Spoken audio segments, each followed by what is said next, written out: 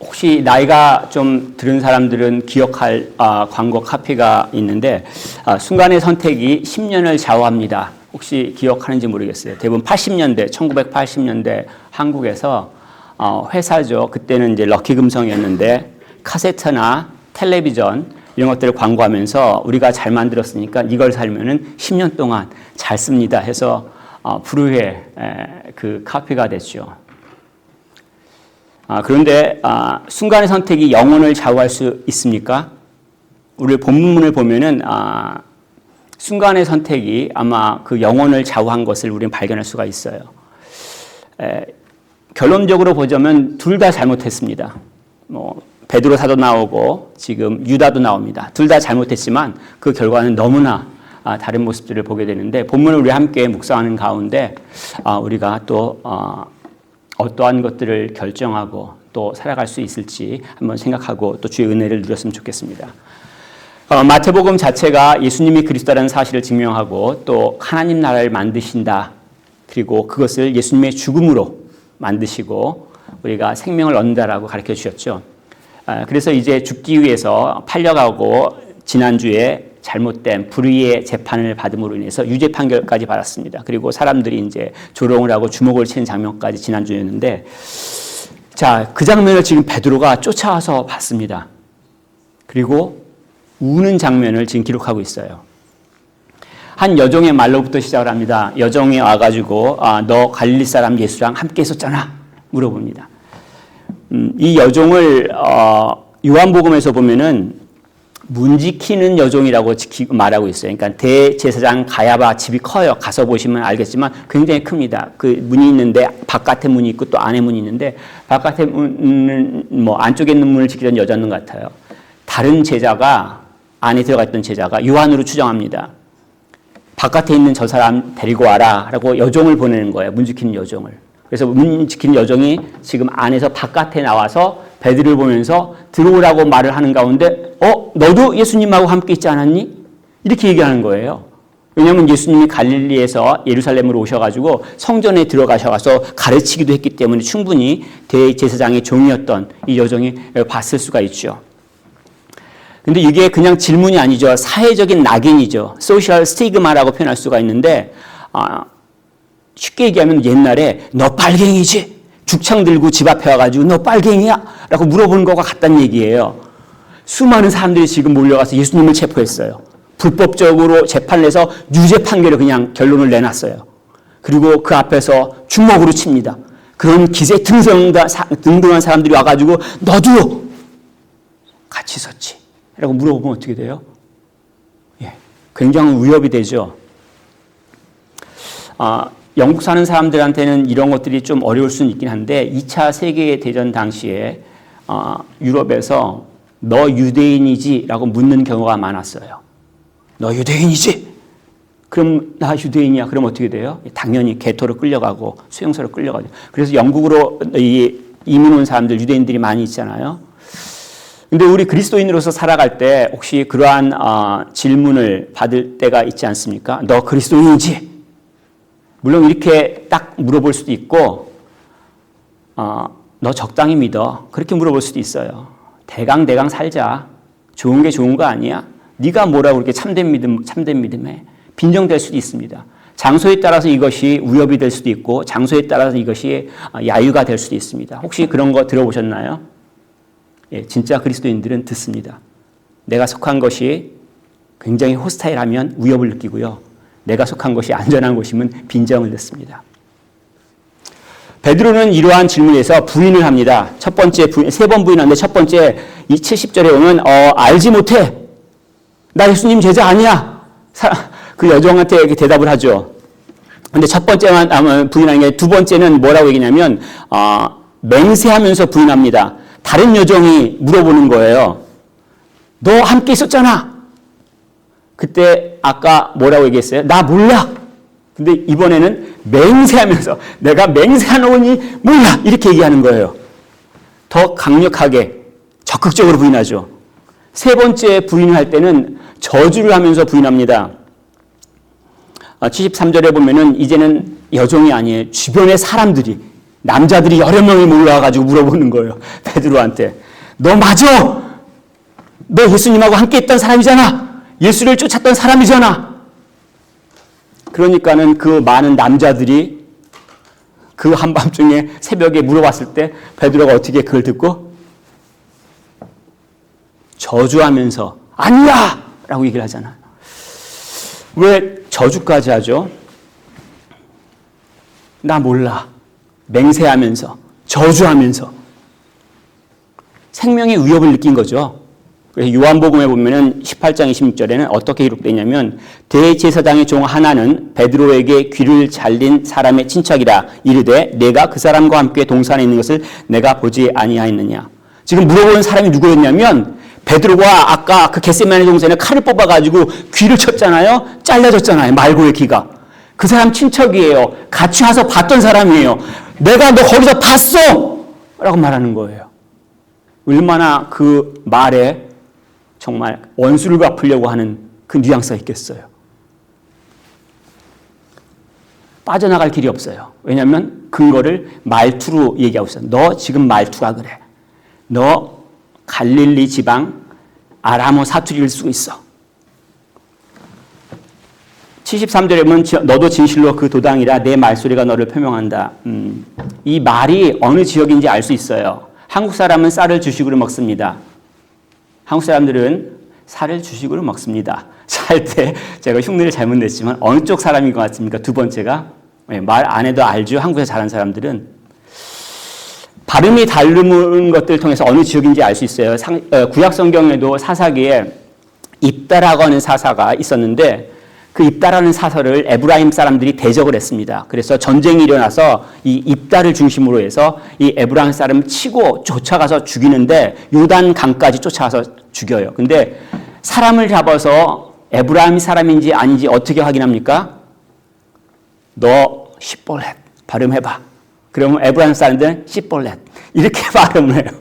그래서 사실은 그때 이제 그 발음을 잘못해서 죽은 사람들이 많이 있죠. 우리가 어느 지역 출신인가 그리고 거기에 따라서 죽음이 왔다 갔다 하는 것을 베드로는 너무나 잘 알고 있는 거예요. 근데 여기서 볼 수 있는 것들이 뭐죠? 예수님을 모른다라고 말한 것과 맹세한 것과 저주한 것들. 여기에 어떠한 관계가 있냐면 내가 지금 잘못한 것을 회개하지 않으면 멈추지 않으면 내가 잘못을 더 심각하게 치명적으로 하게 된다는 얘기예요. 지금 내가 회개하지 않으면 나중엔 걷잡을 수가 없다는 얘기예요. 지금 베드로가 부인했잖아요. 사람들 앞에서. 예수님이 뭐라고 말씀하셨냐면 사람들 앞에서 나를 부인하면 나도 하나님 아버지 앞에서 부인할 것이다 라고 말씀하셨잖아요. 지금 베드로는 자기 목숨을 살리려고 한 거예요. 그런데 결과적으로 어떻게 해요? 그 영혼이 죽게 됐죠. 자기 딴이 똑똑한 거였어요. 자기 방식을 쫓아서 살아남으려고. 근데 그 결과가 지금 영혼이 죽게 된 상태가 됐어요. 베드로가 이 세 번 부인한 이후에 통곡을 합니다.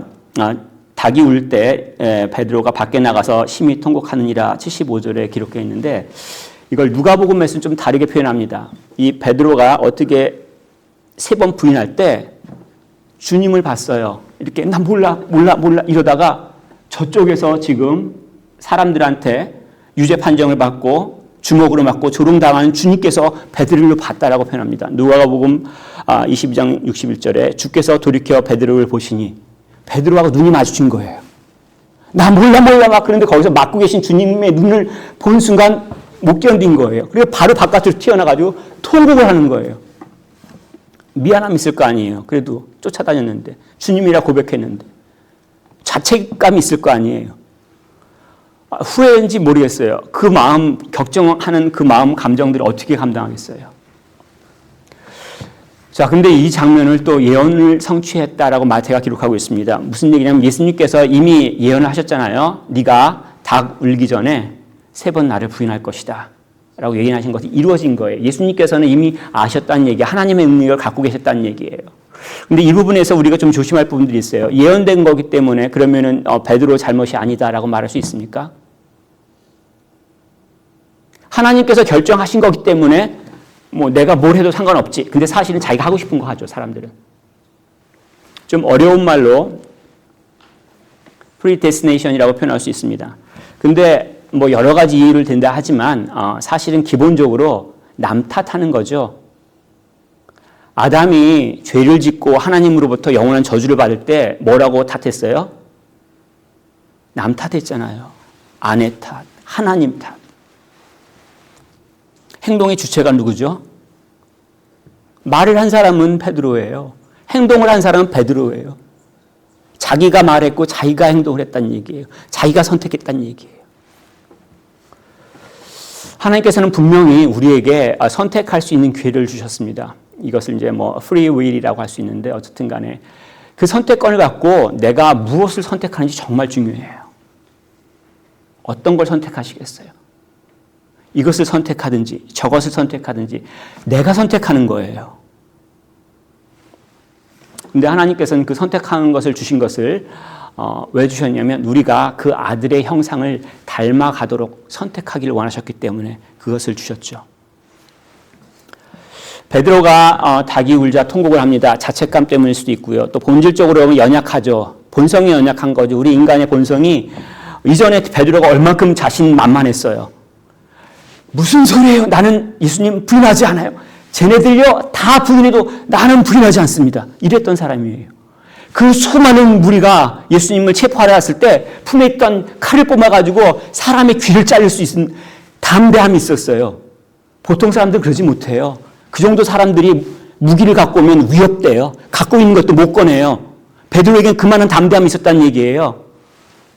그런데 비겁하죠. 이게 우리의 본성이에요. 우리는 어떻습니까? 우리는 사람들을 보거나 어떤 환경 가운데 내가 잘할 수 있어! 큰 소리 칠 때도 있지 않습니까? 특별히 주변을 보고 나보다 키가 작네? 내가 더 커! 이렇게 할 수 있어요. 우리는 사람인지라. 근데 만약에 내가 더 키 큰 사람 앞에 있으면 환경이 바뀌어지면 두려워가지고 오히려 주저앉고 아무것도 못하기도 하죠. 심지어는 우리는 다른 사람들이 아무 말 하지 않더라도 내 내면에서 나를 고소하는 소리를 듣고 견디지 못합니다. 다른 사람이 아무 말 안 해도 내 내면에서 너는 그거밖에 안 되는 사람이야 라는 소리가 들릴 때 무너지잖아요. 근데 그때 우리 자신의 능력을 의지하면 어떻겠습니까?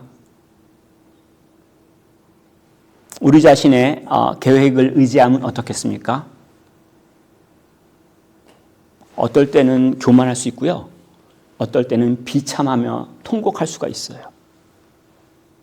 그리고 그것의 결정이 영혼을 또 결정하기도 합니다.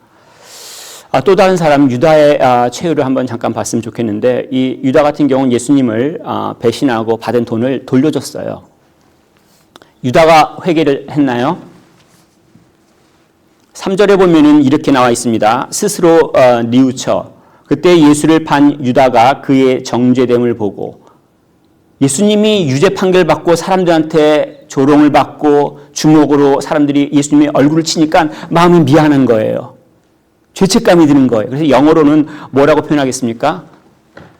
remorse라는 단어를 써요. 그 NIV라든가 NASB 같은 경우는 remorse라는 단어를 쓰는데 이건 감정의 변화예요. 내가 한 행동이 잘못했구나 해서 나중에 미안해. 잘못했구나. 이런 감정의 변화를 표현해요. 자, 그런데 킹 제임스 버전 같은 경우에는 repent라고 표현해요. 회개한 거예요. 내가 뉘우쳤잖아요. 감정의 변화가 있어요. 내가 한 행동이 잘못됐어요. 유다 같은 경우는 예수님 팔았잖아요. 잘못했으니까는 그 감정이 이전에는 내가 잘했어라고 생각했는데 이제는 감정이 막 후회가 밀려오고 안타까워요. 회개한 건가요? 좀 더 클루를 드릴게요. 4절에 보면은 내가 무죄한 피를 팔고 죄를 범하였도다. 입으로 시인했어요. 내가 죄를 지었다라고 얘기를 하는 거예요. 내가 죄를 지었습니다. 입으로 시인했어요. 회개한 거예요. 자, 감정이 바뀌어서 슬퍼요. 후회가 돼요. 입으로 잘못했습니다라고 했어요. 회개한 거예요. 만약 여기서 분별이 안 되면요. 본인들이 하고 있던 회개가 진짜 회개인지 보셔야 돼요. 행동도 하죠. 3절에 보면은 그 은 30을 대제사장들과 장로들에게 도로 갖다 주었어요. 안 받는다니까 어떻게 해요? 성전에다 막 던져놓고 막 튀어나왔어요. 후회했죠. 내가 잘못했다고 말했어요. 행동을 취했어요. 진짜 진짜 회개한 거예요?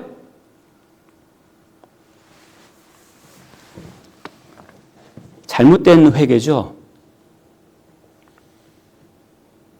사실 이게 왜 잘못됐는지 이해하는 건 쉽지 않습니다. 우리의 죄된 본성이 막고 있기 때문에 좀 쉽진 않아요. 근데 일단 첫 번째 잘못된 대상한테 말했잖아요. 지금 내가 죄를 지었어라고 유다가 누구한테 말했습니까?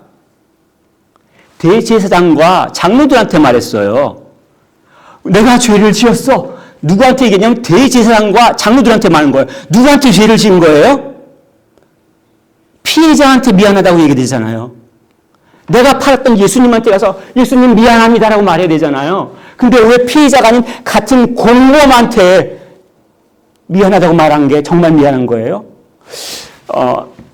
미리양이라는 영화 아시잖아요. 전에도 언급했지만 그때 전도연이 나와서 큰 맘 먹고 가해자인 감옥이 가해자 있으니 감옥에 가서 나 당신 용서하러 왔어요. 간신히 말을 꺼냅니다. 그랬더니 가해자가 감옥 안에서 난 이미 용서받았어요.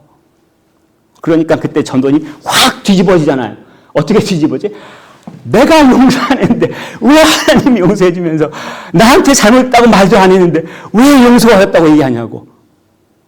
맞는 말 아니에요? 피해자가 상처를 입었으면 그 피해자한테 가서 미안합니다라고 말하는 게 정상이잖아요. 근데 자기는 미안한 감정이 있대요. 그리고 공범들한테 나 잘못했어 말했대요. 이게 회개예요? 궁극적으로는 하나님께 회개해야 되죠. 왜냐하면 하나님이 창조자라는 건 뭐냐면 우리 모든 피조물들이 하나님께서 만드셨다는 얘기예요. 내가 하나님의 작품을 망가뜨렸다면, 그 하나님의 작품을 상처냈다면 그 창조주한테 내가 미안하다고 얘기되잖아요. 하나님께서 지금 다스리시는 분이에요. 하나님의 질서를 내가 깨뜨렸다는 얘기예요. 하나님께서 영혼을 판단하시는 심판주로 오실 거예요. 그분께서 마지막으로 결정해버리시면 돌이킬 수가 없단 말이에요. 그저는 미안하다고 해야 되잖아요. 그렇기 때문에 범죄한 다윗이 뭐라고 고백하냐면 시편 51편 4절에 내가 주께만 범죄하여 주의 목전에 악을 행하였사오니라고 고백합니다. 바세바의 간음 통해서 당연히 우리아 장군한테 미안하다고 해야 되고 뭐 바세바한테도 해야 되는데 궁극적으로 하나님한테 죄를 지었다는 것을 인식한 거예요. 이것들은 굉장히 중요합니다. 왜냐하면 우리 인간은 회개를 안 하려고 하는데 이걸 어떻게 하냐면 교묘하게 안 합니다. 예를 들어서 잘못하고 대신 회개하는 대신에 선행을 해요. 다른 사람을 도와주는 거예요. 그럼 나는 뿌듯해. 나는 착한 사람인 것 같아요. 고해성사가 왜 개신교에서는 받아들이지 않는지 혹시 이유 아시나요? 내가 카톨릭이라면 잘못했으면 신부에게 가서 나 이런 잘못을 했습니다. 그럼 신부가 심각한 잘못이군요. 가서 사회봉사 몇 시간 하세요. 심각한 잘못이군요. 뭘 하세요? 이렇게 얘기해요. 그럼 그렇습니까? 가서 봉사를 하든지 돈을 헌금을 하든지 합니다. 그러면 사람이 어때요? 죄책감이 사라지는 것 같아요. 근데 회개한 거예요? 누구한테 지금 잘못했다고 하는 거예요? 누구한테 지금 무릎을 꿇고 있어요? 그렇기 때문에 조심할 필요가 있습니다. 물론 고해성사를 통해서도 하나님한테 내가 사과를 하고 피해자한테 찾아가서 미안하다고 말을 하고 행동을 바꾼다면 이것들이 회개예요. 참으로 성경에서 말하고 있는 회개는 하나님의 뜻을 따르는 것을 진짜 회개라고 말합니다. 하나님의 뜻을 구하는 걸. 메타노이아라는 단어를 써요. 이게 영어로 repentance라고 하는 단어를 번역한 거예요. 아까 그 뉘우치다는 단어는 다른 단어를 썼습니다. 감정의 변화만을 뜻해요. 이 메타노이아라는 단어는 뭐냐면 change the way of life라고 표현할 수 있어요. 그러니까 내가 살아가는 방식을 바꾸는 거예요. 내가 생각하는 방식을 바꾸는 거예요. 내가 행동하는 방식을 바꾸는 거예요. 이게 회개라는 거예요. 누가복음 3장에 보면은 회개에 합당한 열매를 맺어라 라고 세례요한이 외치죠. 회개하러 온 사람들한테. 이 회개에 합당한 열매는 뭡니까? 입술로만 말한 걸 말하지 않아요. 내 감정이 변한 걸 말하지 않아요. 내가 죄 지은 것들을 인정하고 하나님의 뜻을 따르는 걸 말합니다. 그 하나님의 뜻이 뭐예요? 예수님을 그리스도로 보내준 것. 그렇기 때문에 그 예수님을 그리스도로 믿고 따라가는 걸 말해요. 내가 생각하는 것, 내가 행동하는 것이 바뀌는 거예요. 태어날 때는 나 중심이었어요. 다 남 탓하고 어떻게 하면 빠지려고 하고 자기 중심이에요. 이기적이에요. 예수를 믿고 회개하면 어떻게 되냐면 이 방식이 바뀌어져서 하나님의 뜻이 어떠한가를 찾아요. 하나님의 뜻이 여기서 무엇입니까? 하나님의 뜻이 무엇이죠? 내가 그것을 하겠습니다. 하지 않으려고 하는 자기 자신을 죽이는 것, 그래서 행동을 옮기는 것, 이걸 회개라고 가르쳐주고 있습니다. 사도행전 2장에 보면 베드로가 설교를 했는데 수많은 사람들이 찔림을 받았어요. 설교를 했을 때 찔림 받았어요. 그럼 거기 끝이에요? 아니죠. 그 사람들이 베드로한테 물어보죠. 우리가 찔림 받았는데 어떻게 하면 좋느냐? 그랬을 베드로가 회개하고 세례를 받으라고 해서 이 사람들이 회개하고 세례를 받습니다. 3,000명이나 그날 세례를 받았잖아요. 이런 행동의 변화가 나타나는 거예요. 이게 회개라는 얘기예요. 구원에 이르는 회개가 있습니다. 쉽게 얘기하면 가짜 회개가 있다는 얘기예요. 구원에 이르는 회개하고 가짜 회개를 지금 차이가 있는지 설명했습니다. 여러분들은 혹시 어떤 회개를 하셨는지 모르겠습니다. 구원에 이르는 회개가 있어요. 고린도후서 7장 10절에 하나님의 뜻대로 하는 근심은 후회할 것이 없는 구원에 이르게 하는 회개를 이루는 것이요. 하나님의 뜻대로 하는 거예요. 세상 근심은 사망을 이루는 것이니라. 내가 고민하는 것, 훌륭한 것 같아요. 세상의 근심은 사망으로 이른다고 경고하고 있습니다. 유다는 어떤 최후를 맞이합니까? 자살로 맞이하죠. 5절에 보면 27장 5절에 보면 스스로 목매어 죽은지라라고 합니다. 비참한 최후죠. 나중에 사도행전 보면 이 몸이 거꾸로 곤두박질 쳐서 배가 터져가지고 창자가 튀어나왔다고 묘사하고 있습니다. 아마 일반적으로 추정한 바로는 이 목을 매달았는데 줄이 끊어지면서 이렇게 굴러 떨어지면서 아마 그런 일들이 발생하지 않았을까라고 추정을 합니다. 일단 자살에 대해서 기독교 입장에서는 죄라고 가르치고 있습니다. 쉽진 않습니다. 왜냐하면 우리 육신이 다치면 알아요. 근데 팔 부러지면 부러진지를 알아요. 안 움직이니까요. 피가 흐르면 알아요. 근데 영혼이 다치잖아요. 영혼이 다치면 어떻게 다쳤는지를 몰라요. 심지어는 바른 판단을 할 수도 없을 때가 있어요. 그래서 자살을 하잖아요. 그럼 어떻게 할 거예요? 그 사람 잘못이에요? 온전한 의지를 갖고 있지 않잖아요. 어떻게 할 거예요? 굉장히 어려운 부분들이 있습니다, 사실. 그리고 사는 것보다 죽는 게 덜 고통스럽다고 말할 때도 있습니다. 그걸 누가 알겠어요? 거기서 자살을 하는데 비난할 수 있습니까? 근데 우리는 사람인지라 그 사람의 형편을 알 수는 없다고 생각합니다. 얼마나 고통을 받고 있고 어떤 아픔을 받고 있는지 모른다고 생각합니다. 최소한 생명의 주인이 하나님이시라는 사실은 알 수 있고 그 하나님께서 살인하지 말라라고 명령하신 것은 알고 있습니다. 그리고 살인하지 말라라고 하는 그 명령에는 우리 자신의 생명도 포함되어 있다고 믿습니다. 그래서 하나님께 맡기는 것들이 필요합니다. 어쨌든 간에 유다가 최후를 맞이하는데 이것도 마찬가지로 예언이 성취된 거죠. 나그네의 묘지를 샀다라고 얘기합니다. 특별히 토기장의 밭을 샀다고 이렇게 얘기를 하는데 우리로서는 잘 모르지만 예레미야하고 스가랴 선지자가 이 토기장의 밭을 산다라고 하는 예언들을 한 적이 있어요. 그래서 이것들이 예언의 한 부분을 이루고 또 두 번째 은30이 지금 사용됐어요. 은30은 출애굽기에 종의 몸값이에요. 옛날에 종을 살 때 은30을 주고 샀습니다. 그런데 스가랴 선지자가 11장 12절에 하나님께서 하나님의 목자를 보내주신데 그 목자의 품값이 은30이다 라고 정해놓은 거예요. 지금 예수님께서 뭐예요? 자기 목숨을 내어준 값이 은30이라는 얘기예요. 그리고 이것이 피값이라고 말하고 있습니다. 그 밭을 토기장이한테 샀는데 그 밭을 이름을 피밭이라고 하죠. 이걸 아겔다마라고 아람어로 하는데 말 그대로 피밭이에요. 유다가 흘린 피? 아니에요. 예수님께서 흘리신 피를 말하는 거예요. 인간이 실수하고 인간이 잘못하고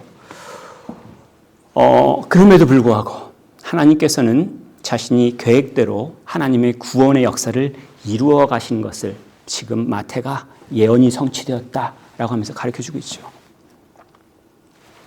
유다는 뉘우친 것 같이 보여요.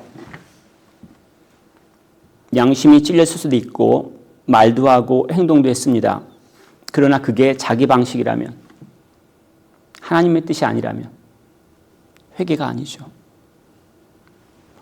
참된 회개는 내 감정과 내 방식에 머물러 있지 않습니다. 주님께 나아가는 게 필요합니다. 주님의 뜻을 구하고 그 뜻에 순종하는 게 필요합니다.